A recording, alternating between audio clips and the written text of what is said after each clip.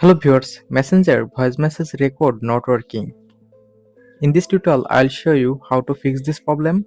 So let's see the step. For solving this problem, first of all, swipe down notification bar and then turn on flight mode for 10 seconds. After 10 seconds, turn off flight mode. After turn off flight mode, now go to settings. Just go to settings and then scroll down, find apps or apps management option. Now go to apps or apps management option. Now find Messenger from the app list. Now tap on Messenger. Scroll down, tap on storage. Now clear cache Messenger storage. Just tap on clear cache.